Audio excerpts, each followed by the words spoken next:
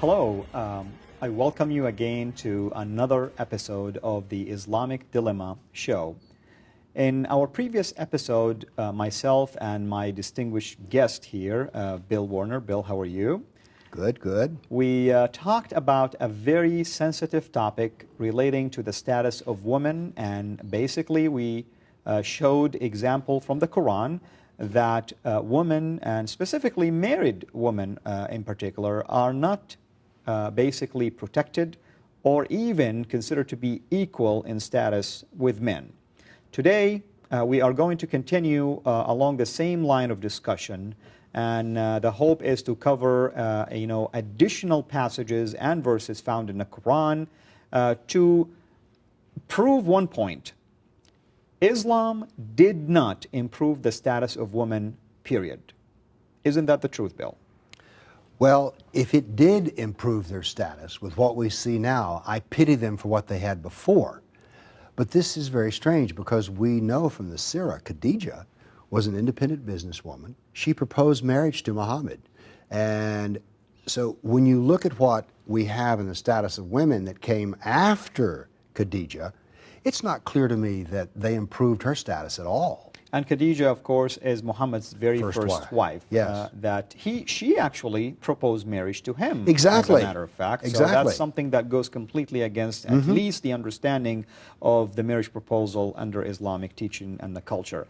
Last time we finished by our discussion talking about divorce and remarriage, and we mentioned something to the extent that in chapter 2, verse 230 of the Quran, if a woman is to remarry her husband who divorced her 3 times, then there is an unfortunate condition that has to take place, and that's the fact that she must now marry another man, sleep with this man, then that man must divorce her, and then when that happens, she can freely go back now to her previous husband. Now we want to talk about what happened usually after a husband divorces his wife, whether once, twice, or 3 times, whether he wants to bring her back or at least someone else wants to marry her. There is what is called the prescribed period of waiting, basically. Apparently, the Quran stated that a woman must wait for a period of time. Originally, it was waiting for a whole year to remarry, and then Muhammad basically abrogated that and came up with a period of 40 days or at least 3 months. 3 months basically to wait after divorce before they are allowed to remarry. I have in front of us here on the screen the passage, or one of the many passages in the Quran, but this is a very important passage for some obvious reason that we're going to point out right now. It is found in chapter 65, verse 4. This is what it says: "As for your women who have despaired of further menstruating," and we apologize for this kind of language, but we're trying to share at least the teachings of Islam. After basically they have went through their monthly period for a period of 3 months, as we mentioned, then they are allowed to marry. But then Islam gives us the description of who are these women. It gives us certain status of these women, categories if you wish. One of them will be just a woman who just was married and got divorced, and she's waiting to get remarried again. Another status has to do with women maybe who do not have the period anymore. They're past that stage. They still need to wait for 3 months. Right. But then I underlined a very troubling passage. It says, "and those who have not menstruated as yet." Bill, do you know what it's talking about? We're talking about children. We're talking about children, Yes. exactly.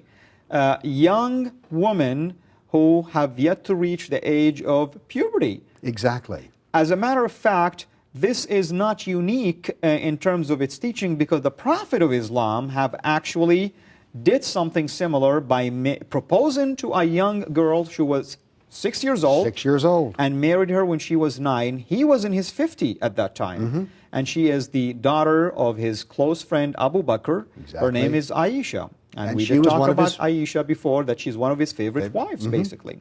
So what Islam is teaching us here, that not only women have no respect whatsoever in terms of treating them as human beings, we are talking about what we call child pornography here in civilized countries. Because if you are caught as a male with a woman in many laws under a certain age, let's say 18 or 17 or whatever the age might be under that specific law, you can be in a world of trouble.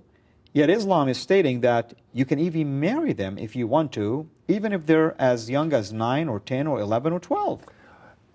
I mean, when we read the verse yet, it just says they haven't reached puberty yet.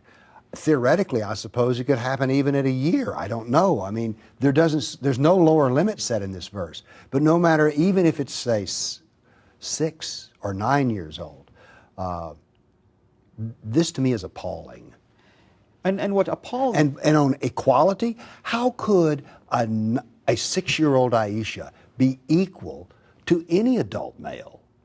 Absolutely. And you know what is so appalling to me is the fact that if this is a standard, then how come we don't see it all the time? I mean, do you know that if a man in his 50s will go right now to any Islamic family and propose to marry their daughter who is 18, not even 9, they're going to laugh at him.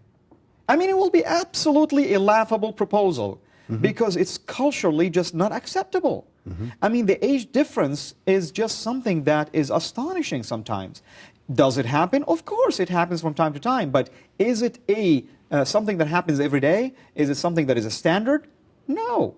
So that makes you wonder then, if the Prophet did it, then how come everybody else, when it comes to this area, is not willing to follow his footsteps?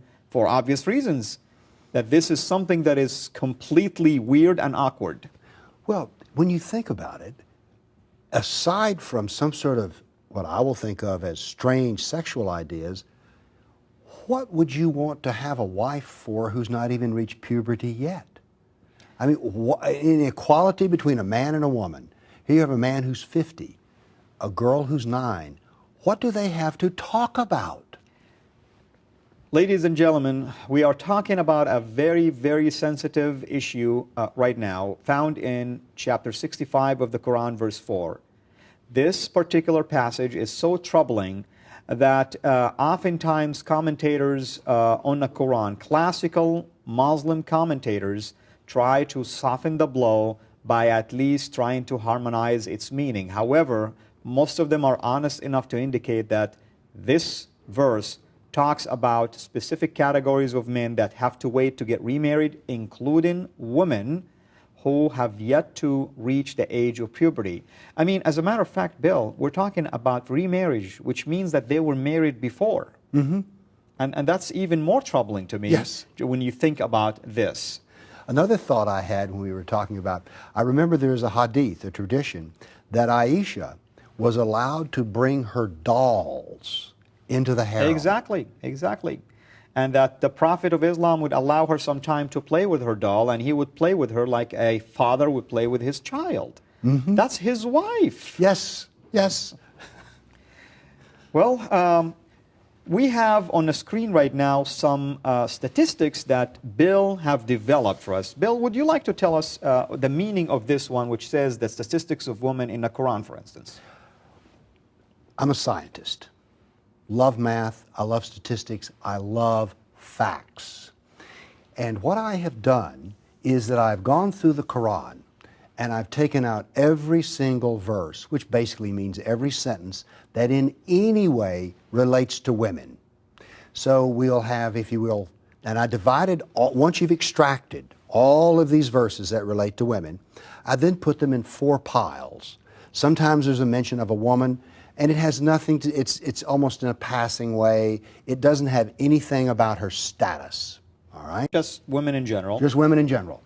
But then I put it in 3 other piles, where a woman has low status, equal status, and high status. Give us an example of a low status, for instance. Well, I think we've just been talking about some things. So similar to what we covered. Yeah, that to me is low status. When what you're about saying the high status? That is unique. In almost every case, it's the mother who is exalted as greatest among humanity. Only as a mother is she elevated in status. And I want to really emphasize the fact that indeed, when you study the status of a woman as a mother in Islam, truly she has a special status. But You have to wait until you get to become a mother in hope that your status will become even better. But you know, culturally, when you look at this bill, I mean, you find this everywhere. Yes. Among Hispanic cultures, Yes. among The woman has European cultures. I mean, Asians, a mother is always, you know, treated this way. Well, why not? I had a mother. I loved her. She took care of me. This is natural. So Islam hasn't really brought anything new, basically. No. I mean, honoring the mother, we should all honor mothers. Then we have equal status. Now, Define equal, for instance. I mean, are they exactly equal? Well, on Judgment Day, a man and a woman are judged equally. So this is a futuristic thing. Yes, in the future. On Judgment Day, they will be equal. But, as we Americans say, there's a catch-22, or read the fine print, because one of the things she will be judged on in her equality on Judgment Day is how well she obeyed her husband. And we know from a hadith that Muhammad said, I have seen hell, and the majority of its occupants are women. Why, Muhammad? Because they were not grateful to their husbands. So much for equality. In fact, I want to add to what Bill just mentioned, that Muhammad's complaint about women says that if it wasn't for Eve, that men wouldn't have probably gotten in a lot of trouble that they keep getting in when it comes to lust after women. So he's blaming Eve for something like this, and he's also blaming Eve for the fact that the majority of women are indwelling hell, basically, which, if you read it the other way, what he's saying, men actually, majority of men will be in heaven, majority of women will be in hell. How does that make you feel as a Muslim woman, knowing that your prophet believes that you are the source of evil? In fact, we are going to deal with that topic pretty soon here after the break. And by the way, that particular hadith, let me add before we break, also he went ahead to say, not only are most of them women in hell, but he also went ahead to say that they're less in intelligence and less in their religion. Well, Bill, these are a lot of labels that definitely don't make anyone feel comfortable. They don't make me feel comfortable. Especially when we're talking about a status of a human being before anything else, that somehow because her gender is different than another gender, all of a sudden now a religion called Islam gives itself the right to try to dictate where she falls on that scale. Subjugate is the word. Now, here is my challenge. I know some people will be upset right now and stating that, why am I picking on Islam? Well, we're not picking on Islam, as a matter of fact. I tell you that Islam dictated that we pick on it. If Islam didn't tell me that it is the final religion, if Islam says, you know, I'm just a religion, you know, you're free to do whatever you want, then I would analyze other religions and say, okay, you know, well, Islam is special, it's unique. If you want to follow it, that's your choice. But when you dictate your ideology on me, when you tell me that your Sharia law is the law that must be followed, when you tell me that you are commanded to be supreme over mankind, that your message is universal, that you have improved the status of women, and yet we look at statistics like this. In fact, if you would elaborate, it looks like 71% of the status of women is not that pretty at all. No, not at all. So much for equality. And by the way, let it be said here, this, sometimes when you talk about Islam, someone will say, well, you've taken it out of context. Let us be clear. The context here is the entirety of the Koran. And this is everything that deals with everything, women, basically. Yes. So the context is the absolute wholeness of it. There's not an escape here. Well, Bill, hold your thoughts.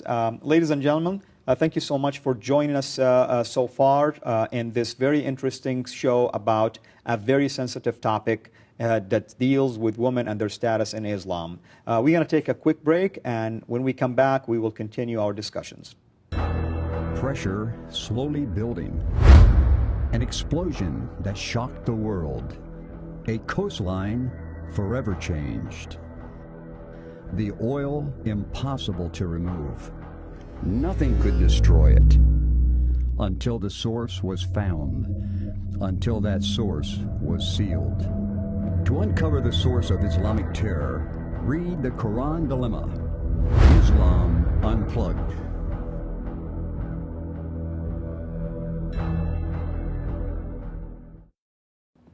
Well, welcome back to the Islamic Dilemma show. My guest, Bill Warner, and myself have been discussing a very disgusting topic, as a matter of fact, and that's the fact that women in Islam are not treated equally at all. In fact, they are treated like objects, that they are demeaned, demoralized, and also they are considered to be a less status than men, and not just a tiny less status. We're talking by far. In fact, we looked at one of your statistical slides, and it shows that 71% of all passages in the Quran prove that women have a lower status. And we haven't even scratched the surface of this. Everything, there's so much material in the Quran about women. Absolutely, absolutely. And my hope is that as time progresses, that we will do more episodes that are specialized in maybe one topic at the time when it comes to women. We're moving on to another slide of yours, Bill, and this time you took the hadith and you did the same analysis. Tell us more about this. Well, I took Bukhari. I don't want to get too technical here, but that is the major, most authoritative collection of Muhammad's hadith. And before we proceed further, I want to mention to our audience, in case they were not following us in the previous episodes, that hadith is basically the collection of all of the sayings of the Prophet. And some Muslim scholars believe that the sayings of the prophets are also divinely inspired, basically. So, in other words, the Muslim person better really follow them if they want to earn good deeds. Right. Okay? And I did with the hadith exactly what I did with the Quran. I went through the hadith and selected out every single tradition that related to women.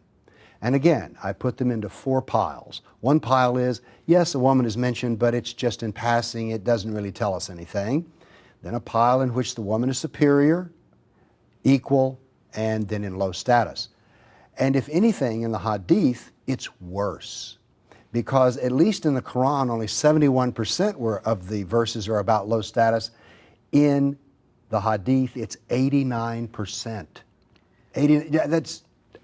And we have the equal status on Judgment Day, but we've already covered that on Judgment Day she will be judged how she submitted to her husband. And then high status as a woman, 0.6%. I almost thought it was 0, but at least there was something in there. I give fair credit where fair credit is due. And again, let me emphasize, this is the totality of Bukhari. Don't come in with some one hadith and say, well, see, this hadith is good.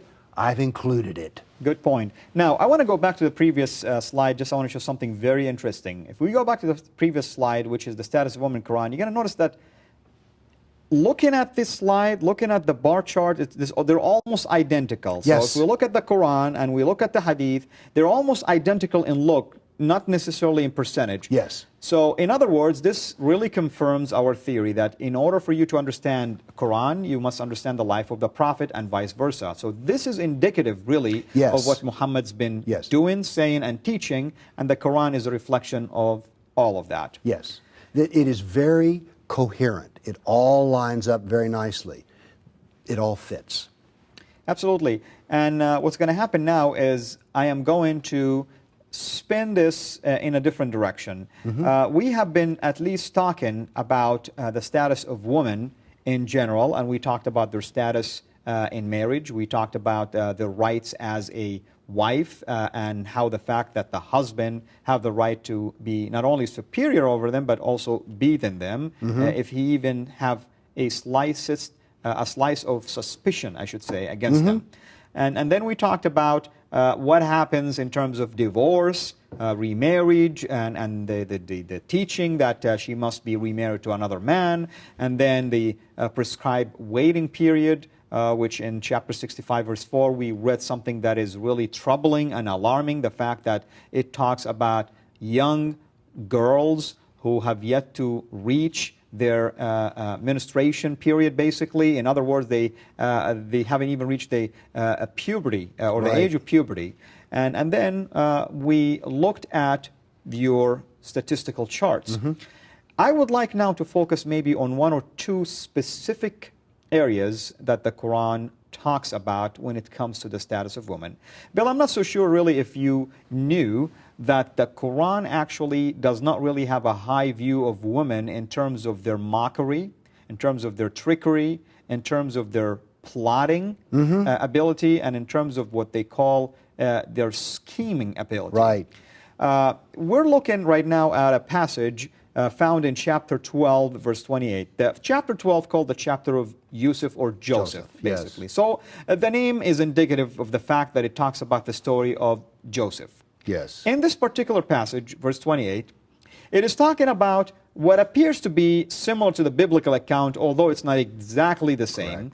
As we know from the biblical account that in Old Testament, in the book of Genesis, that Joseph was working for a master called Potiphar, and his wife basically tried to at least entice Joseph to have a sexual relationship with her.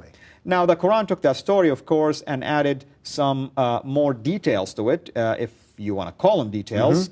And it says that the woman who was trying to entice Joseph to have sexual relationship with her actually was being teased by her friends. And they were wondering, why does she want to have a relationship like this with a slave who is a servant that is working with her at her home? And she apparently, according to the teaching of the Quran and the story, invited them over. Right. And she wanted them to see for themselves the kind of man that he was so beautiful, that he was worthy of all of her efforts. Yes. And then the passage tells us that Joseph basically ran away from their attempt also to seduce him. And then the husband of this woman, apparently discovering what was going on, made a claim against not just his wife, but all of her friends. We read this in this verse. It says, so when he, meaning the husband of the woman, saw his shirt, meaning the shirt of Joseph, apparently he wanted to run away from them. They grabbed him, or she grabbed him from the back, so that got his shirt cut off or ripped, torn at the back, meaning that this proved to the husband that Joseph is innocent because he was running away and someone obviously was trying to grab him from the back. Nevertheless, he still was sent to jail, which is, I'm not so sure why the Quran is trying to get into these details anyway. And then it says that the husband says, surely it is a plot of you women, not just his wife, all of women, certainly mighty is your plot. Now, the Arabic word can also mean is your tricks or as your schemes. Now, so far, we're reading about a story that took place apparently 4,000 years ago. Exactly. Now, I'm not seeing anything wrong so far in a husband being upset and making such a claim, stating that you and your friends are really, basically people of a mighty scheme, okay? Do you know, Bill, that when you read the commentaries on this particular verse, actually the commentators are convinced that this label against women applies to all women at all time, the entire race. Right. In fact, it says that women basically are mighty in their trickery because they do it in a soft and a subtle way that they cause men to fall into trouble all the time. In fact, I looked at a number of those commentators and I wanted to basically analyze the trend. The story took place 4,000 years ago. Islam was revealed 1,400 years ago, so about 14 centuries ago. Okay? And then you look at some of the commentators like Al-Zamakhshari, 12th century. He insists that this applies to all women. Al-Razi, the 13th century. He agrees with everybody else so far. And a highly respected scholar. Al-Qurtubi, another highly respected scholar, 13th century. He also agrees that it applies to all women. Al-Jalalain, 14th century, another respected scholar. It applies to all women.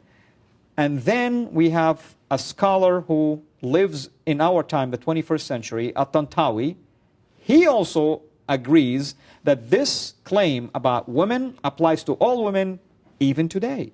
So there has been a consistent approach in terms of interpreting this verse. My problem is this.